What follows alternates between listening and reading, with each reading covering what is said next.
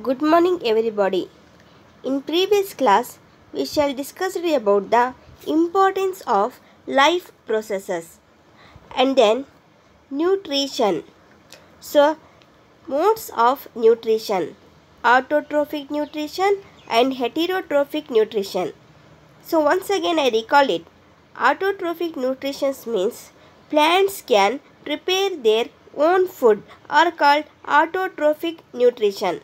For example, all green plants and some bacteria. And heterotrophic nutrition. Heterotrophic nutrition means organisms get their food directly or indirectly from plants or the animals which depend food for others. That organisms are called heterotrophs. For example, all animals, fungi and some bacteria. And then types of heterotrophic nutrition: saprophytic nutrition, parasitic nutrition and holozoic nutrition. Saprophytic nutrition means the animals which feed dead and decayed organisms. That organisms are called saprophytic nutrition. And parasitic nutrition. Parasitic nutrition means animals get their food from living organisms in the form of the host without killing them. That organisms are called parasitic nutrition. Holozoic nutrition. Holozoic nutrition means organisms take directly and then digest and absorb it. That organisms are called holozoic nutrition. For example, amoeba, paramecium, birds, fishes, humans, etc. And then nutrition in plants. So in nutrition in plants we shall discuss today about the photosynthesis and then chlorophyll. Now today we shall discuss today about the stomata. So in this class we shall discuss today about the importance of stomata. So let us see about that. Here let us study how the plants obtain carbon dioxide.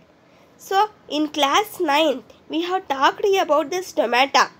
So in class 9 we have talked about the stomata. Stomata are tiny pores present in the surface of the leaves.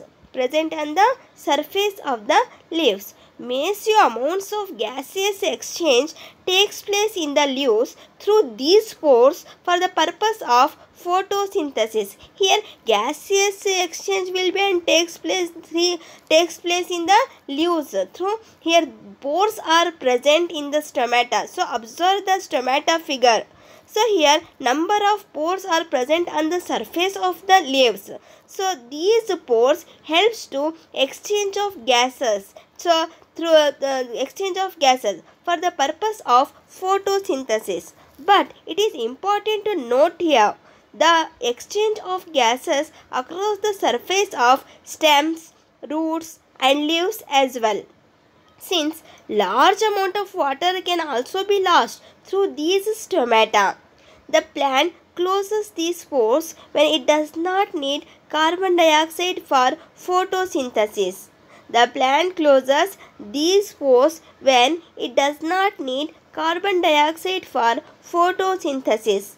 The opening and closing of the pore is a function of the God cell. Here note down the point. It is very important in your examination. So here what is the function of the stomata? So here the opening and closing of the pore is the function of the God cells. Here God cells swell when water flows into them, so causing the stomatal pore to open. When water is enter into the God cells, here the stomatal pores are open. Similarly, the pore closes if the God cells shrink. When water enters into the God cells, here the stomata pores swell. Same as when the water is come out. So if water is come out, here the pore closes if the God cells is shrink. So simply to say, stomata are tiny pores present in the leaves through which exchange of gases takes place. So observe the figure. So Observe, when you cut the cross section of the leaf, you have to see under the microscope. So here the stomata. So number of pores are present on the surface of the stomata. So these pores helps to the exchange of gases will be takes place. So here observe the figure. Here the God cells, chloroplast or epidermal cells, nucleus, stoma. So these are all will contain the stomata. So water diffuses into the God cells, which causes them to open on hot or dry days. The God cells have less water, they relax and the stoma close. So let us now through the activity. So this activity to show that how chlorophyll is necessary for photosynthesis.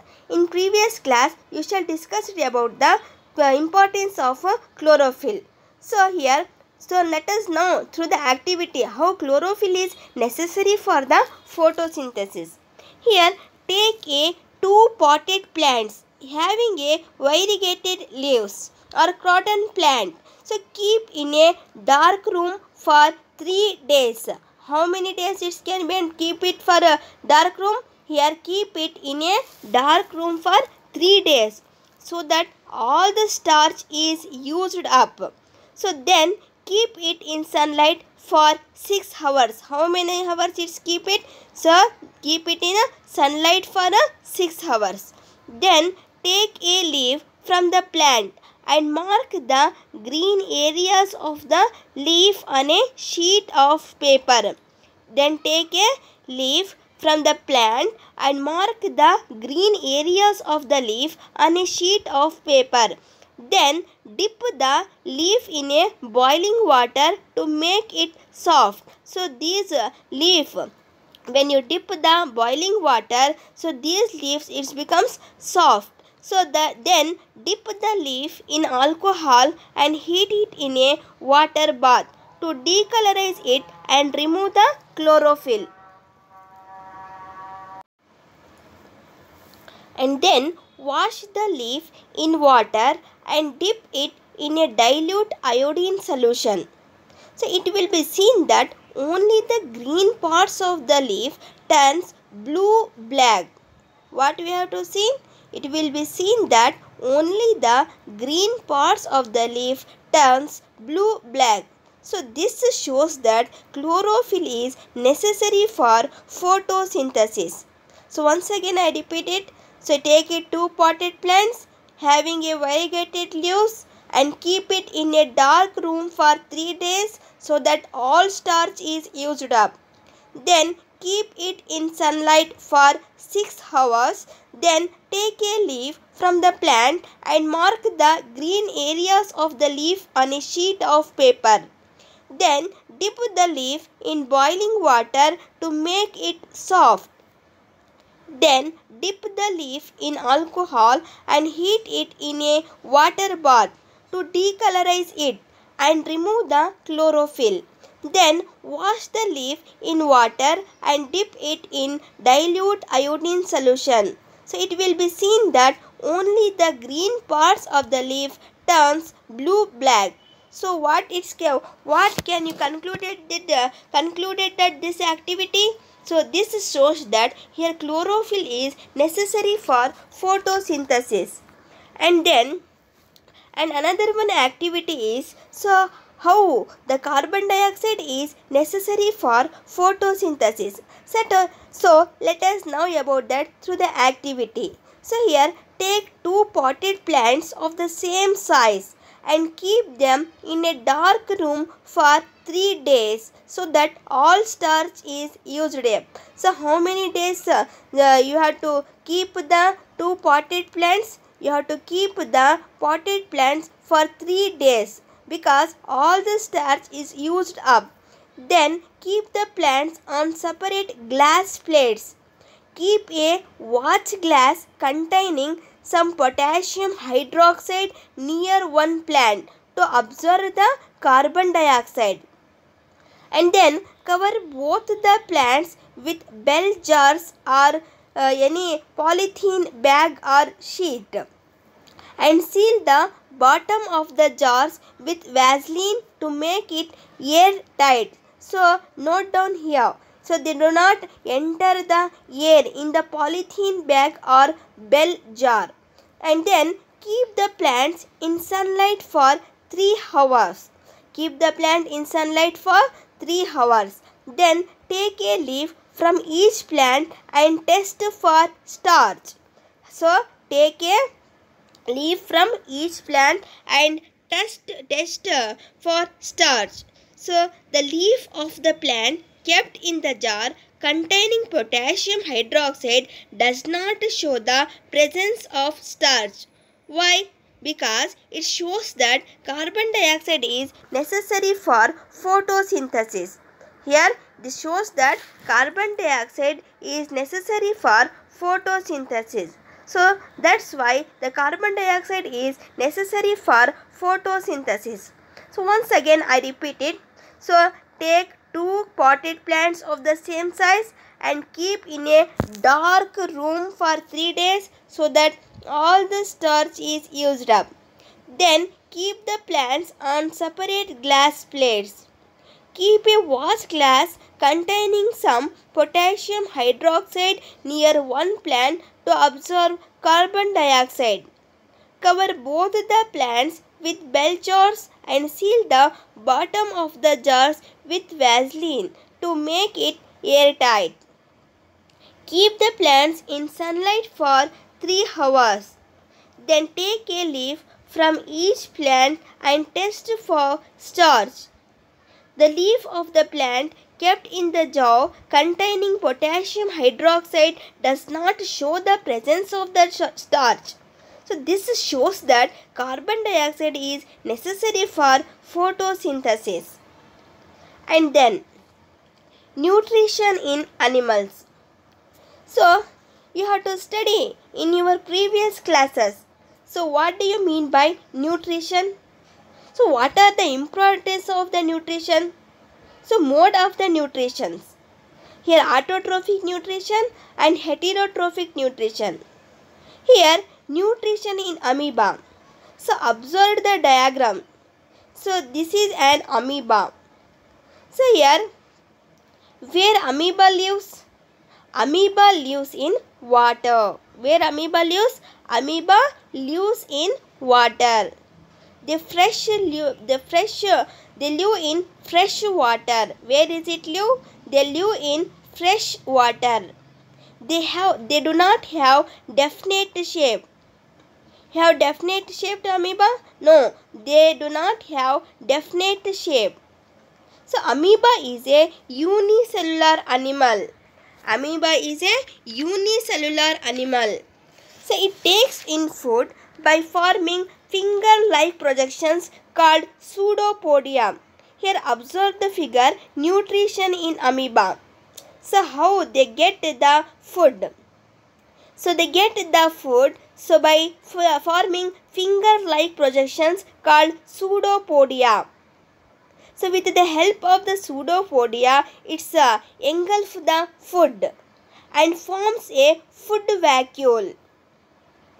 Inside the food vacuole, the food is digested and absorbed. The undigested food is sent throughout the surface of the cell. So here amoeba is a single cell organism. So where is it live? It lives in water. Especially it lives in fresh water. They do not have definite shape. So it takes in food forming finger-like projections called pseudopodia. So observe the figure number 2. Here it engulfs the food with the help of the finger-like projections. So it is called it as an pseudopodia and forms a food vacuole. In figure number 3, observe how the amoeba form a food vacuole. So inside the food vacuole, the food is digested and absorbed. And last one is the undigested food is sent throughout the surface of the cell. So you have to know that inside the food vacuole, here complex substances are broken down into simpler ones. which then diffuse into the cytoplasm. The remaining undigested material is moved to the surface of the cell and throughout. Same as in paramecium. So it is also a unicellular organism. The cell has a definite shape, but paramecium cell has a definite shape, and food is taken in a specific spot, and food is moved to this spot by the movement of cilia, which cover the entire surface of the cell when compared to the amoeba. So here once again I repeat it. So it is a single-celled organism. The food may be taken the entire surface. The food may be taken in the entire surface. But as the complexity of the organism increases, different parts become specialized to perform the different functions. So amoeba takes in food using temporary finger-like extensions of the cell surface, which fuse over the food particle, forming a food vacuole. So inside the food vacuole, complex substances are broken into simpler ones, which then diffuse into the cytoplasm. The remaining undigested material is moved to the surface of the cell and thrown out. In paramecium, it is a unicellular organism. The cell has a definite shape and food is taken at a specific spot. Food is moved to this spot by the movement of cilia, which cover the entire surface of the cell. So this is very important in your examination also. And then nutrition in human beings. So in